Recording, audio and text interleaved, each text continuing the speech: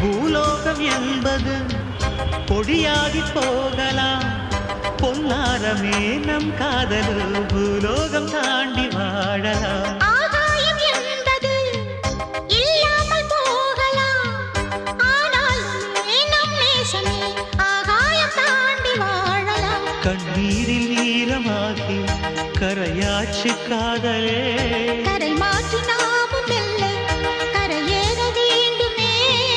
நாளை வரும் காலம் நம்மை கொண்டாடுமே. தாஜ்மஹால் தேவையில்லை அன்னமே அன்னமே, காடுமலை நதிகள் எல்லாம்